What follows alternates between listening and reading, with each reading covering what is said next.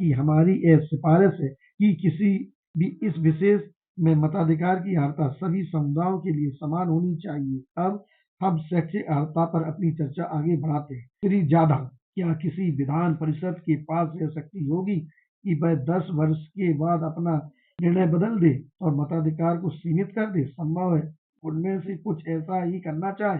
अध्यक्ष, उनकी शक्तियां बढ़ाने के लिए होगी, घटाने के लिए नहीं। डॉक्टर अम्बेडकर, मैं इस विषय पर 2 शब्द कहना चाहता हूँ जिसका अब तक अपनाए गए रुख पर कोई प्रतिकूल प्रभाव नहीं पड़ेगा।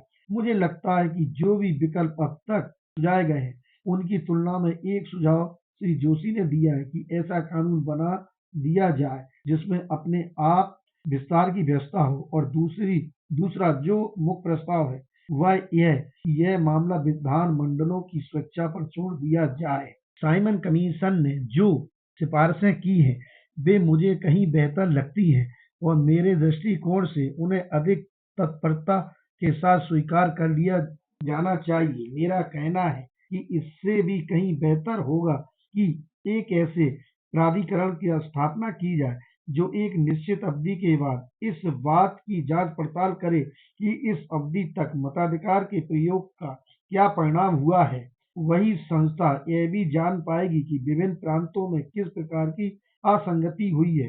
वही संस्था यह भी देखेगी कि 10 वर्ष के अंत में वह कौन सा तंत्र बच पाया है जो मताधिकार के बदल दिए जाने पर चुनाव कराने का दायित्व संभाल सकता है। और वही संस्था जो स्वयं निष्पक्ष होगी उस विशाल जनता के अधिकारों को अधिक तत्परता के साथ दिला सकेगी, और वह ऐसा उन लोगों की अपेक्षा कहीं अधिक न्यायपूर्ण और उचित ढंग से कर पाएगी जिनमें वर्ग चेतना प्रबल है और जिन्हें उस समिति में मताधिकार के फलस्वरूप नियुक्त कर दिया गया है जिसे हम आज ला रहे हैं। इन्हीं कारणों से मुझे लगता है कि साइमन कमीशन के प्रस्ताव उपर्युक्त विकल्पों से कहीं बेहतर हैं।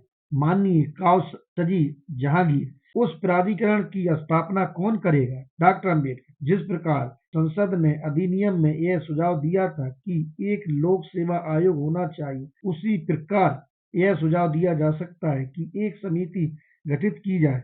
माननीय काउसजी जहांगीर, केंद्रीय सरकार द्वारा। डॉक्टर अम्बेडकर, जी हाँ अध्यक्ष, मैं समझता हूँ कि अब इस विषय पर रिपोर्ट तैयार करने के लिए मुझे काफी जानकारी प्राप्त हो गई है, लेकिन मैं यह जानना चाहता हूँ कि आपकी क्या राय है। मेरा मतलब यह नहीं है कि हम यहाँ इसी समय यह सिफारिश कर दें कि कोई भी विशेषज्ञ मताधिकार समिति या कोई अन्य समिति 15 वर्ष के बाद गठित की जाए, लेकिन इस संभावना के मद्देनजर कि एक प्रांत अपने मताधिकार का दूसरे की अपेक्षा अधिक उदारता के साथ विस्तार कर ले जिससे कि सारा मामला अस्त व्यस्त हो जाए, क्या हम किसी ऐसी संस्था के गठन की संभावना पर विचार कर सकते हैं जो उस मामले को संभाल सके और प्रयत्न करके उनमें समायोजन कर सके, या हम सब कुछ प्रांतों पर छोड़ दें, या हम डॉक्टर अम्बेडकर द्वारा सुझाए गए समिति के विचार को अनुसरण करें? हमें यह कहने की आवश्यकता नहीं है कि वह समिति बन चुकी है या वह कब बनेगी, लेकिन यह जरूर कह सकते हैं कि यदि वह बन गई तो चलेगी भी। श्री बसु, किसी भी समय जब केंद्र सरकार समिति नियुक्त करने की इच्छुक होगी।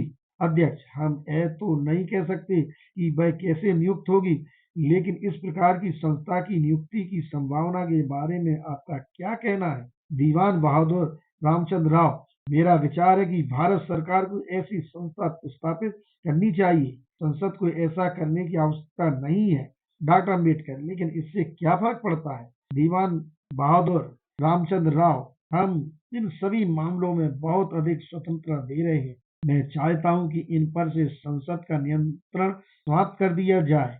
मैं जानना चाहता हूं कि प्रस्ताव क्या है।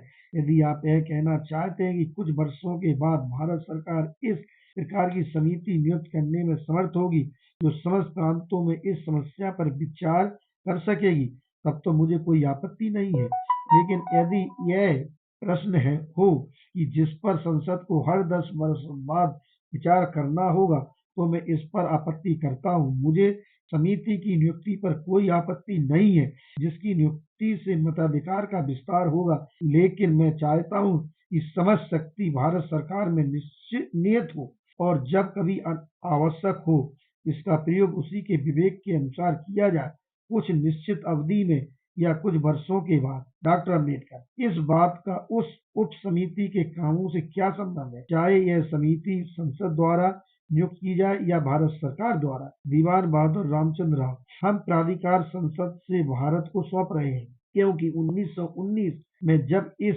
प्रश्न संसदीय समिति के समक्ष प्रस्तुत हुआ तो मैंने और मेरे साथ कई दूसरों ने यह दावा किया कि इस प्रकार के प्रश्न तो भारत के प्राधिकारियों को सौंप दिए जाने चाहिए, और चूंकि इस पर कार्रवाई नहीं हुई, इसलिए आज हमारे सामने मताधिकार से संबंध अनेक शिकायतें हैं जिनकी अब छानबीन हो रही है, और उनकी छानबीन इसलिए नहीं की जा सकी कि इसके लिए संसद की अनुमति लेना आवश्यक है। मेरा सुझाव है कि उस दिशा में जो कदम उठाया जाए वह यह है कि समझ शक्ति भारत सरकार को सौंप दी जाए, जिसका प्रयोग वह अपने विवेकानुसार मताधिकार के समस्त प्रश्न पर कार्रवाई करने के लिए कुछ वर्षों तक करती रहेगी। यही वह मुद्दा है जिस पर बल देने की मेरी अब इच्छा है। डॉक्टर अम्बेडकर, अब यह मुझे और मेरे कुछ मित्रों को तो कम से कम स्पष्ट हो गया है कि हमें कुछ प्रस्तावों पर अपनी विमत टिप्पणी देनी होगी जो उप समिति के सामने रखी जाएगी। क्या हमें इसकी अनुमति होगी कि हम उन विभिन्न मुद्दों पर आपको विमत टिप्पणी प्रस्तुत कर सकें, जिसे आप कृपा करके रिपोर्ट के साथ संलग्न कर दें, या आप हमें कोई और पद्धति अपनाने की अनुमति प्रदान करेंगे? अध्यक्ष, मेरा विचार है कि अभी तक तो किसी उप समिति ने अल्पसंख्यक रिपोर्ट संलग्न की नहीं है। मैं समझता हूँ कि उप समिति की रिपोर्ट ही एकमात्र रिपोर्ट है, लेकिन उसी के मुख्य पृष्ठ पर यह निर्देश किया गया है कि कुछ सदस्यों ने यदि जरूरी हो तो उनके नामों का उल्लेख कर दिया जाए। असहमति व्यक्त की है।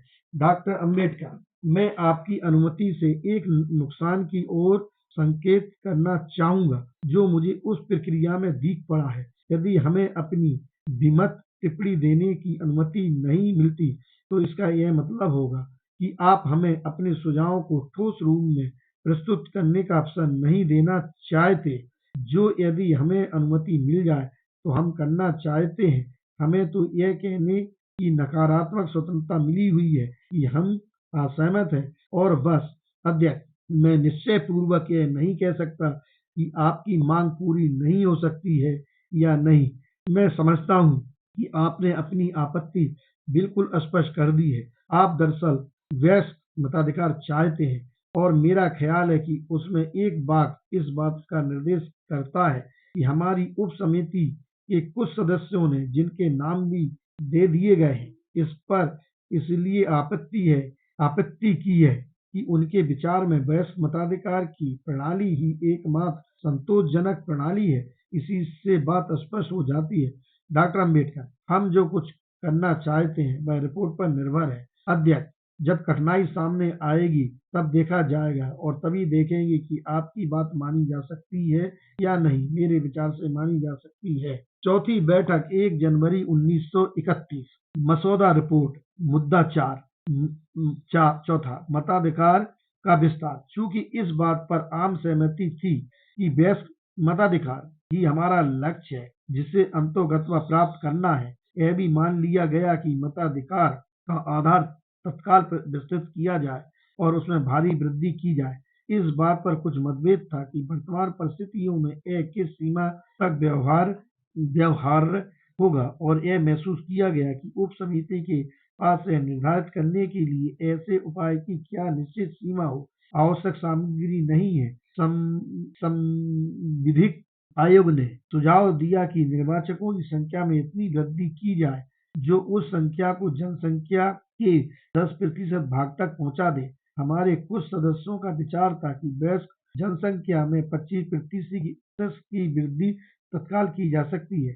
हम सिफारिश करते हैं कि एक विशेष मताधिकार आयोग की नियुक्ति की जाए जिसको मतदाताओं की संख्या में तत्काल वृद्धि करने की व्यवस्था करने के लिए अनुदेश दिए जाएं। इससे कुल जनसंख्या के कम से कम 10% भाग को, उससे भी बड़ी संख्या को, लेकिन कुल जनसंख्या के 25% से अधिक मत नहीं देने का अधिकार दिलाया जा सकेगा, बशर्ते कि पूरी जांच पड़ताल के बाद ऐसा किया जाना व्यवहार्य और वांछनीय प्रतीत हो। हम सिफारिश करते हैं कि आयोग को इस वृद्धि की तत्काल व्यवस्था करने के अलावा ऐसी योजना शुरू करने पर विचार करना चाहिए जिसके अनुसार सभी वयस्कों को, जिन्हें प्रत्यक्ष मत देने का अधिकार नहीं है, 20-20 के प्राथमिक वर्गों में वर्गीकृत कर दिया जाए, ताकि प्रत्येक वर्ग से एक प्रतिनिधि सदस्य का चुनाव किया जा सके, जो प्रांतीय चुनाव में उन्हीं निर्वाचन क्षेत्रों में प्रत्यक्ष रूप से हर मतदाताओं के रूप में या उनके लिए बनाए गए पृथक निर्वाचन क्षेत्रों में मत देने का पात्र